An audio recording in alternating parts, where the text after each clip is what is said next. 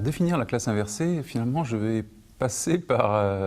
inverser la proposition, c'est-à-dire définir ce qu'elle n'est pas,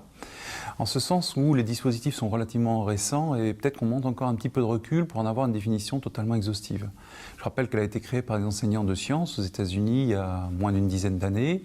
et que globalement l'inversion, la flipped classroom comme disent les États-Uniens, c'est effectivement déporter vers un travail à la maison tout ce qui se fait classiquement en classe et puis faire en classe ce qu'on fait classiquement à la maison, c'est-à-dire des exercices, une remédiation sur tel ou tel niveau de difficulté scolaire, etc. Donc, mieux vaut passer peut-être par ce que n'est pas la classe inversée pour arriver à mieux l'identifier. Ce qu'elle n'est pas, c'est effectivement une forme classique d'organisation du travail scolaire ou du temps scolaire. Si on réfléchit, le temps scolaire classique, ça tient tout du théâtre classique lui-même, une unité de lieu, de temps et d'action. L'enseignant est dans sa classe avec une classe bien déterminée, avec un certain nombre d'élèves, relativement élevé de nos jours, et va faire effectivement une séquence qui correspond à sa programmation annuelle. La classe inversée, effectivement, elle est un petit peu en rupture avec ça, puisque le travail d'élève, c'est-à-dire ce qui est centré autour de l'élève, celui-là qui est censé apprendre, il va avoir quelque chose qui se fait essentiellement chez lui. C'est-à-dire que l'inversion, elle se situe peut-être plus dans le rôle respectif de l'enseignant et de l'élève vis-à-vis des objectifs d'apprentissage.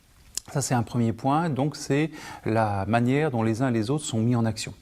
Alors je reviens un petit peu sur l'élève, ce qui me paraît important, c'est que dans la classe inversée, il y a aussi une autre dynamique de l'élève. L'élève, dans un cours classique, si on caricature un petit peu, un cours dogmatique, qui n'est pas le cours magistral sur lequel je reviendrai peut-être tout à l'heure, dans un cours dogmatique, l'élève écoute l'enseignant, là je caricature beaucoup, et il va en gros être simplement en position d'écoute. De cette écoute, s'il ne comprend pas bien, s'il n'interagit pas avec l'enseignant, on peut avoir quelque chose où l'élève s'ennuie, et de l'ennui n'est rarement une bonne pédagogie et surtout de bons apprentissages. Ça, c'est un point qu'il faut souligner. Dans une case de classe inversée, l'élève est responsable de ses apprentissages, en ce sens que l'enseignant, on y reviendra un petit peu, à créer quelque chose que l'élève a consulté chez lui, qui peut être une petite vidéo courte, une capsule vidéo pour faire simple, un certain nombre de documents à consulter, se poser simplement des questions d'ordre sur la problématique du sujet qui va être traité en classe, résoudre éventuellement ou essayer d'envisager quelques résolutions de problèmes. Et donc l'élève est mis dans une situation où il va avoir plus à produire par lui-même, c'est un peu moins confortable, par rapport à la structure. Ça, c'est quand il est chez lui, mais quand il est aussi en classe, l'élève va travailler aussi différemment, puisqu'il va travailler différemment avec l'enseignant, dans lequel il va beaucoup plus interagir a priori sur les difficultés qu'il a rencontrées et qu'il a identifiées chez lui, donc c'est une position réflexive de l'élève par rapport à ses propres soucis d'apprentissage, mais il va aussi peut-être travailler avec les autres. Une des caractéristiques peut-être de la classe inversée, c'est que le travail de groupe augmente sensiblement. Puisque, par exemple, les élèves vont être mis en situation de résoudre une tâche plus complexe, sans tomber dans le syndrome de la tâche complexe qui occupe beaucoup les collègues enseignants de nos jours, par rapport à, par exemple, la mise en œuvre du nouveau socle commun de connaissances, de compétences et de culture. Mais une chose est sûre, c'est qu'il va un travail de groupe être beaucoup plus favorisé dans une classe inversée, en ce sens qu'il va falloir pouvoir identifier, en servant du travail de chacun, essayer de construire un tout, qui est par exemple la fin des apprentissages totaux. Autre chose que la classe inversée n'est pas, c'est pas une négation de ce qu'est l'enseignant. C'est vrai que ça peut paraître une rupture et il faut peut-être regarder ce qui se passe de nos jours.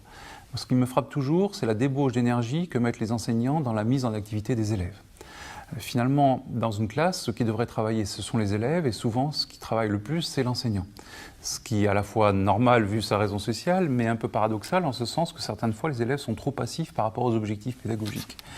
Ça se fait parce que de toute façon, l'enseignant est seul et les élèves sont nombreux, si j'ose dire, dans une classe, et qu'à un moment ou à un autre, devant la masse, et éventuellement devant l'hétérogénéité des acquisitions des élèves, il y a une certaine difficulté, mais aussi parce que beaucoup de pratiques pédagogiques, faites d'une certaine manière, il y a un dialogue objectif entre l'enseignant et la classe, chacun est des individus de la classe pouvant entraîner un certain nombre de variations. Et donc, l'enseignant travaille beaucoup. Et du coup, on a l'impression qu'on a la classe inversée, étant donné que ce qui se fait traditionnellement dans la classe est déporté vers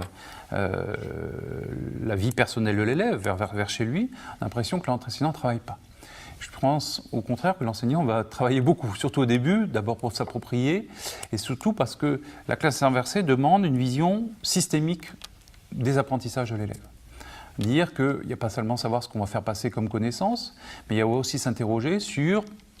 au cours de l'année, dans une programmation bien conçue de ce que va être éventuellement la pratique de la classe inversée, qu'est-ce qu'on amène aux élèves chez eux, comment on va effectivement les faire travailler entre eux, qu'est-ce qu'on va faire en classe, comment on va éventuellement évaluer tout ceci. Et donc l'enseignant devient un double expert, il a son expertise scientifique, quelle que soit sa discipline, il a une expertise scientifique, et il doit renforcer en plus son expertise pédagogique, y compris en associant quelque chose qui utilise les TIS de façon à favoriser ou pas, au mieux, les apprentissages des élèves. Donc là, souvent, ce qui est vécu comme dans l'émergence de toutes ces nouveautés des techniques d'information et de communication pour l'enseignement, c'est vécu par un moins de l'enseignant en présence et en activité, c'est au contraire sans doute plus, parce qu'il va pouvoir laisser tomber les tâches les plus répétitives pour s'investir dans effectivement ce qui est la personnalisation des enseignements, l'interaction directe avec les élèves, la gestion du projet, la mise en œuvre de tâches plus complexes qui sont favorisées éventuellement parce que les élèves ont travaillé un peu plus chez eux. Alors, ce qui me paraît intéressant dans ce nouveau modèle d'organisation pédagogique à la classe inversée, c'est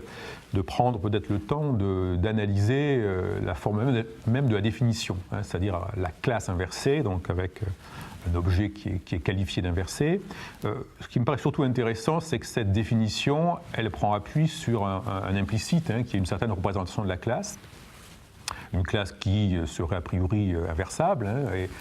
je crois que cette représentation, elle est d'une classe qui serait essentiellement organisée comme un temps de transfert d'informations, de connaissances d'un émetteur, le professeur, à des récepteurs, les élèves. Et la volonté des enseignants qui sont engagés dans ce dispositif, ça a été d'inverser d'une certaine façon cette logique, de reporter en dehors du temps scolaire de la classe des activités de transfert d'informations et de connaissances pour mieux concentrer sur le temps de classe un travail d'appropriation par le fait de réaliser des tâches, de résoudre des problèmes. Donc il me semble, par rapport aux entretiens que j'ai pu avoir avec les enseignants engagés dans cette action, qu'il y avait au départ l'idée de mettre à profit le temps présentiel du professeur et l'élève dans la classe pour ne pas en faire un temps de transfert d'informations, mais un temps d'appropriation par le faire de l'élève. Donc ce dispositif, il est logique qu'il devienne aujourd'hui un peu, entre guillemets, à la mode par rapport à l'émergence du numérique, c'est-à-dire que le numérique permet de toucher l'élève en amont de la séance, et donc il est un modèle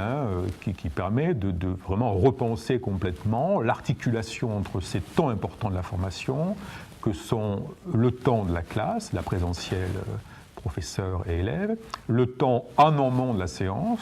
comment l'élève est-il préparé à traiter certaines informations, à les utiliser, et également le temps en aval de la séance, c'est-à-dire qu'est-ce qu'on fait après pour favoriser les processus de mémorisation. Donc c'est donc un modèle qui, à travers son côté qu'on peut considérer parfois très spécifique, très pointu au niveau numérique, c'est en même temps un modèle qui a le mérite d'interroger l'école sur